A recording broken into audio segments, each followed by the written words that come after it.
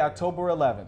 After months of negotiations and the threat of a strike, students and teachers are in the classroom today. In the 11th hour, the Chicago Teachers Union and the Chicago Public Schools reached a tentative agreement.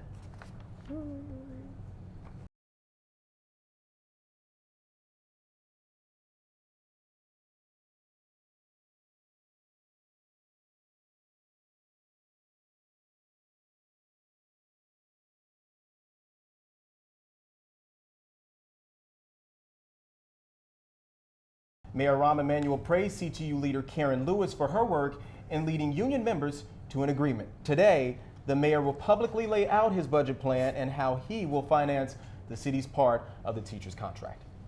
Now on to campaign 2016. Republican presidential nominee Donald Trump feels the heat again. This time he's caught on camera making what some consider vulgar comments against women. Hold for 10 seconds. I moved on her like a bitch, but I couldn't get there. And she was mad. When you're a star, they let you do it. You can do anything. Whatever you want. The Washington Post released the video just 72 hours before the second presidential debate. The voices of Trump and TV personality Billy Bush were recorded. The two were aboard a tour bus back in 2005 for an interview. Trump has since apologized for his remarks, but several Republican Party members are outraged.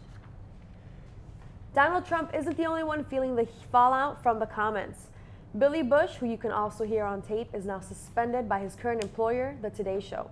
NBC officials say they are reviewing Bush and his contribution to the conversation. Gloria, that controversial video took center stage heading into the second presidential debate. Trump was repeatedly asked about the sexual nature of the video, and the gloves were off. Both Clinton and Trump were ready for a battle, and that was seen from the get-go. Donald Trump and Hillary Clinton didn't shake hands before the second face-off, and that icy start set the tone for another contentious debate. As expected, recently released video from 2005 of Trump making lewd and sexually aggressive comments about women took center stage early. Certainly, I'm not proud of it, but that was something that happened. I think it's clear to anyone who heard it that it represents exactly who he is. The candidates exchanged verbal blows on topics ranging from foreign policy to personal temperament. There were a few surprises, including the moment Trump knocked his own running mate on the issue of Syria. He and I haven't spoken, and I disagree. I disagree. You disagree with your running mate? I think we have to knock out ISIS. The town hall format allowed some voters to pose questions for the candidates. Would either of you name one positive thing that you respect in one another? Clinton said she respected Trump's kids. Trump said he respected that Clinton was a fighter who didn't quit. And finally, they shook hands. So there's only one debate left before the general elections, but there is a new and more convenient way Chicago residents can vote early and regardless of where they live. Even President Barack Obama early voted when he was in town last week. Lauren Kostick is here with more information about early voting downtown. Lauren, it's a new thing that they're putting through, and it's a very convenient way of voting early. Yes, thanks, guys. And you know, the election is only 28 days away. We're running out of time. But many voters have already started casting their votes, even right here in the Loop. Welcome to the new annex to the Chicago Elections Board, what we're calling our Loop Super Site for early voting and registration at 15 West Washington Street in the heart of the Loop. We want early voting to be a convenience to our voters so that the people who are ready to cast their ballots don't have to wait until election day to vote. Well, it's great because we're about to go on a trip, and so it allows us to make sure that we voted and not have to think about that. We want to make sure everyone who is encouraged to use early voting can do so as conveniently and as easily as possible. This new early voting site here in the Loop at State in Madison will be able to process more early votes, actually tripling what they've had before. The new site will include 150 pieces of voting equipment, leaving less of a wait for residents to cast their vote. Early voting in the other 50 wards will begin October 24th. But even when those ward sites open, we know that people will take more advantage of this site than any other site. Since I was in the neighborhood, I thought, well, I'm walking right past the office where there's voting, and I didn't even realize it was open this early, so. The new site is open Monday through Saturday, 9 to 5, and Sunday from 10 to 4, and will remain open till October 23rd.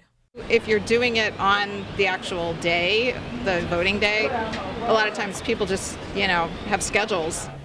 So why wait on election day when you can do it earlier and at your convenience? This new site also offers voter registration for all Chicago residents, so don't wait till the last minute to register to vote, or at least not till election day. And if you are going to go register, make sure to bring some kind of photo identification, like a passport or a state ID. Yes, please. We urge everyone to vote. This has been one presidential election that we cannot wait for the outcome. Great reporting, Lauren. Thank you. A fire on Wabash sends 2 people to the hospital and leaves dozens of Columbia College students on the street. From Harrison to Balboa, the 600 block of Wabash was closed by fire trucks and police cars. Chicago fire officials say the fire started inside an apartment garbage can. 2 people were injured and taken to nearby hospitals and reportedly placed on life support. Hadia Pendleton, the young Chicago girl who put a face to violence in our city, is now honored with a park.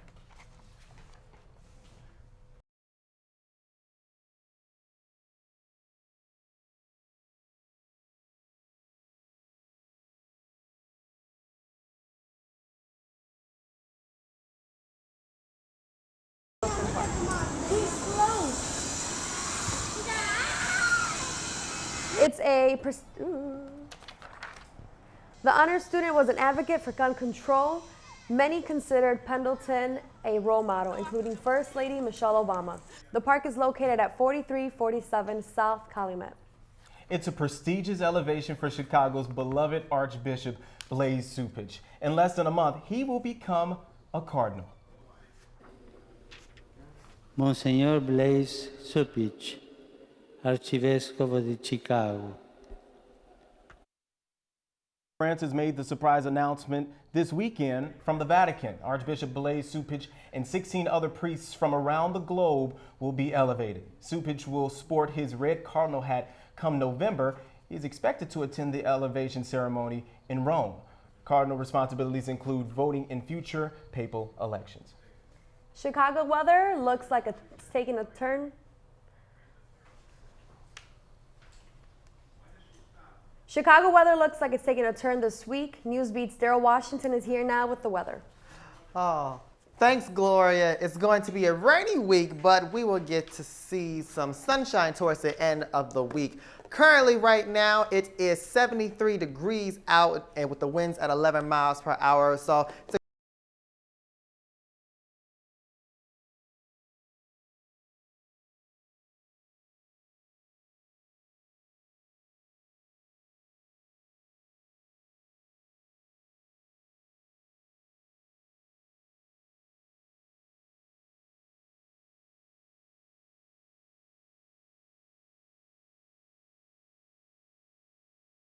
Joshua and Gloria, back to you. Thank you so much, Daryl. Coming up after the break, Hurricane Matthew leaves hundreds dead after ravaging the Caribbean. We'll have more next. Then, hope it doesn't come this way to the U.S.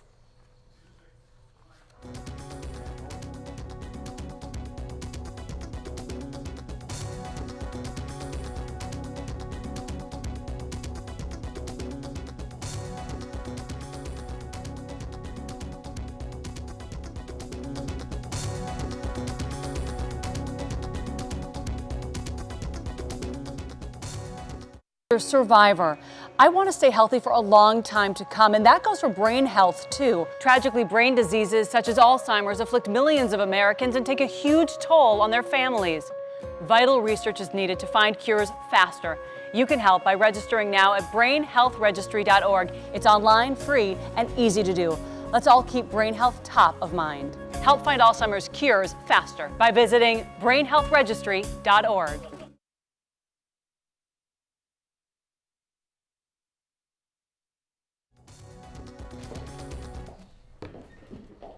In Weather Watch this morning, Hurricane Matthew slammed down on Haiti earlier this week, leaving devastation and destruction in its path. CNN's Shasta Darlington reports from the debris-covered streets of Haiti.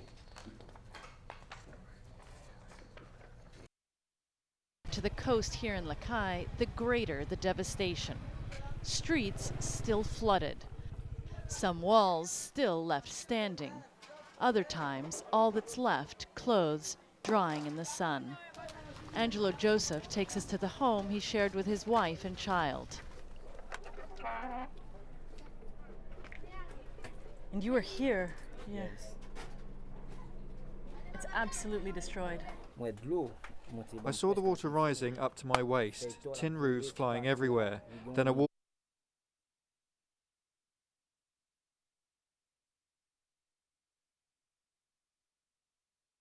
Okay, what camera are you going to be on? One. Okay, so look ahead. Hurricane Matthew continued on to slam parts of Florida, Georgia, and the Carolinas, causing destruction and mass flooding. The death toll is now at 21, but that number is expected to go up. Residents left their hometowns to escape the danger, and now many are getting a look at the devastation caused in their communities. We certainly are not expecting anything like Hurricane Matthew, but Newsbeat's Daryl Washington says get ready to break out the umbrellas. Daryl's forecast is up next. Plus, if you're trying to lay off the ice cream and find out now what is a perfect time to do, that is the perfect time to do it. Newsbeat will be right back.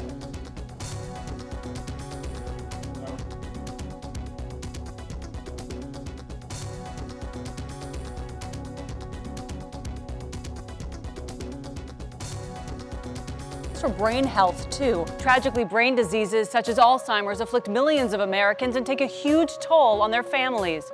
Vital research is needed to find cures faster. You can help by registering now at brainhealthregistry.org. It's online, free, and easy to do. Let's all keep brain health top of mind. Help find Alzheimer's cures faster by visiting brainhealthregistry.org. Grocery stores across the country are clearing their freezers of a famous sweet treat. Positive test for Listeria prompts a voluntary recall of drumstick cones from Nestle. Listeria is a bacteria that can cause severe and sometimes fatal infections for some people. Currently, the 16-count variety pack, my favorite, and the 24-count vanilla pack are on recall. Nestle voluntarily issued the recall but says there are no illnesses to report. If you have these boxes in your freezer, you should toss them out or return them to the store from where you bought them. You may want to get your coats and umbrellas out. It's going to be a dreary next couple of days. Our Daryl Washington has more on the cold front and showers coming our way. Thanks, Gloria and Josh. Like I said, it's going to be raining for quite a few days, and Chicago can't make up its mind about having nice weather or not. Currently, it is 73.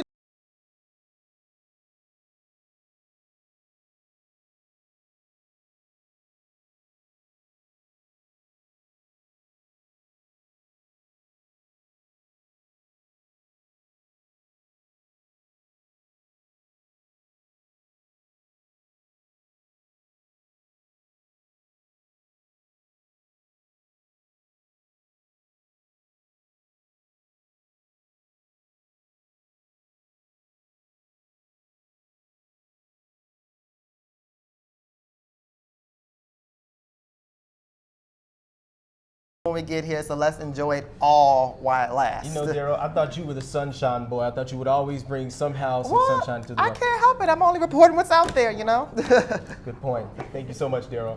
Chicago Cubs fans are sleepy and probably grumpy. That describes me to a T this morning.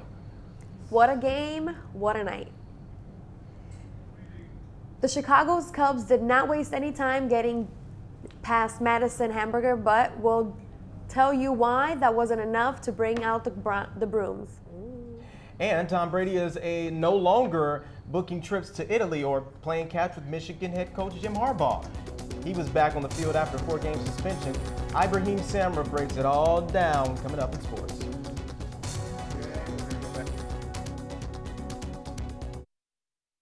Samantha Harris, and I'm a breast cancer survivor. I want to stay healthy for a long time to come, and that goes for brain health, too. Tragically, brain diseases such as Alzheimer's afflict millions of Americans and take a huge toll on their families. Vital research is needed to find cures faster. You can help by registering now at brainhealthregistry.org. It's online, free, and easy to do. Let's all keep brain health top of mind. Help find Alzheimer's cures faster by visiting brainhealthregistry.org.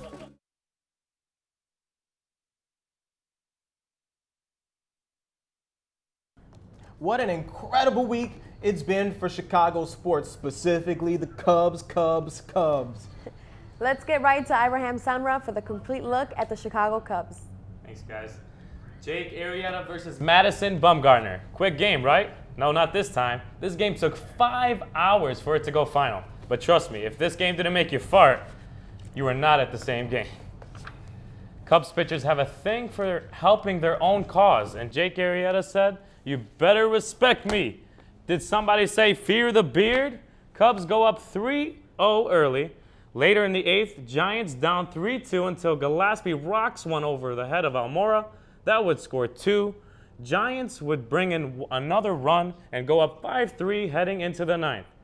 When in doubt, call the kid, Chris Bryant, with a 2-run shot to tie it up at 5-5 here in the 9th inning.